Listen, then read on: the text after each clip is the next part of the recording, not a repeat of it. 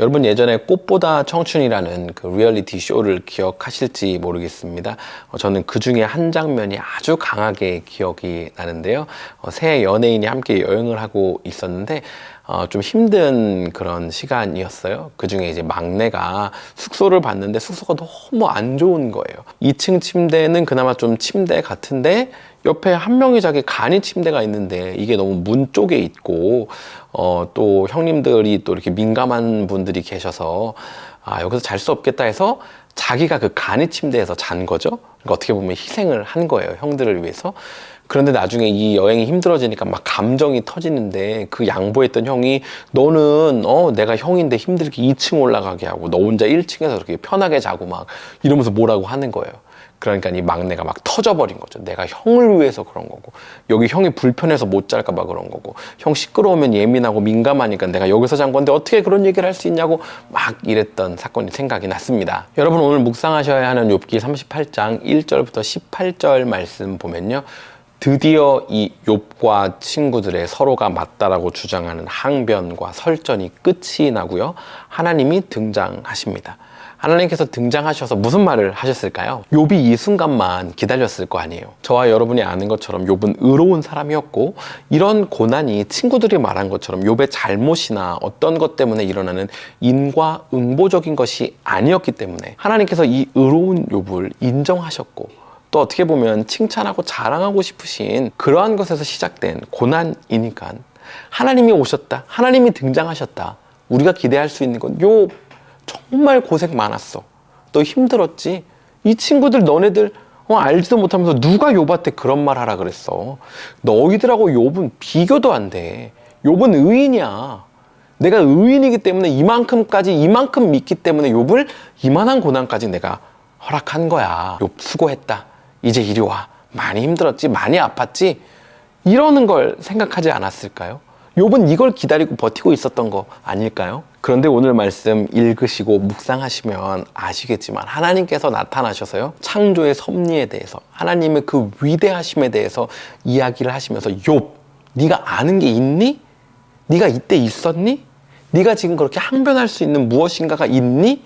라고 말씀하셔요. 여러분 지난번 이 욥기의 부분들을, 친구들의 말들을 좀 떼놓고만 보면 시편인지 잠언인지 전도서인지 구분 못할 수도 있습니다 라고 말씀드렸는데요, 오늘 이 하나님의 메시지를요 떼어서 욥기 아무데나 앞부분에 넣어두면요, 친구들이 한 이야기인지 하나님이 한 이야기인지 구분하기 어려울 거예요. 마치 이제 욥이 기댈 곳이 없는 것만 같아요. 하나님 이러시면 안 되잖아요. 저를 위로해 주셔야죠, 저를 감싸 주셔야죠, 친구들로부터 보호해 주셔야죠 하는 것이 지금 저와 여러분이 일상을 살아가고 있을 때 하나님으로부터 기대하는 것, 그리고 우리가 믿고 있는 하나님 아닌가요? 어떠세요? 사회에서 일할 때 크리스찬으로 이것저것 희생하고 열심히 고생하면 세상은 나한테 뭐라고 할지 모르지만 예배할 때에 그리고 기도할 때만 하나님이 수고했어, 내가 네 마음 알아, 그래도 꿋꿋이 버티고 견뎌라, 이걸 기대하는 거잖아요. 굳이 회사나 세상 혹은 공부하는 어떤 것들이 아니더라도 운전할 때만 하더라도 내가 양보하고 또 누군가 나에게 좀 언성을 높이고 불편함을 표현하더라도 나는 하나님을 위하여, 하나님이 나를 사랑하시고 나는 하나님 따라 살 거니까 하는 마음으로 평안함을 유지하며 운전할 때도 있잖아요. 이뿐만 아니라 여러분 부부싸움 할 때는 어때요? 때로는 다툼이 심해져서 마음이 상해 있을 때 그래도 기도하고 예배하면 하나님 오셔서 내 편이라고, 네가 맞다고 말해주기 바라는 게 저와 여러분의 마음 아닌가요? 저와 같은 개척교회 목사들은 그래, 너 내 마음 품고 교회 개척하고 섬기느라고 고생 많았다, 많이 힘들었지, 마음도 힘들었고 몸도 힘들었고 경제적으로도 힘들었지 하면서 위로해 주시고 또 하나님의 은혜를 베풀어 주시는 것, 이런 걸 기대할 거잖아요. 반대로 너 그러니까 누가 개척하라 그랬어, 세상에 교회가 이렇게 많은데 큰 교회 가서 좀 열심히 섬기고 봉사하고 헌신하고 그 교회가 굳건해지고 강해지도록 도왔어야지, 이런 걸 기대하지는 않겠죠. 물론 오늘 이 부분만 묵상하면서 욥기의 모든 궁금증이 해결될 수는 없을 거라고 생각합니다. 물론 뒷부분을 나누면서 조금 해소가 있을 수는 있지만 어쩌면 온전하게 이해되고 받아들여지고 또 공감하기는 조금 어려울 수 있을 것 같아요. 그런데요, 오늘 이 말씀을 통하여서 저에게 그리고 여러분에게 도전하고 싶은 거는요, 인정할 때 산다라는 것입니다. 지난 주일 설교 내용과 어쩌면 조금 비슷할 수 있는데요. 욥이요, 사람인 거 인정해야 사는 거예요. 내가 이렇게 의롭게 살았는데 하나님이 어떻게 나한테 이렇게 할 수 있냐고. 여러분, 사람 앞에선 내가 의롭게 살았다고 이야기할 수 있을지 모르겠어요.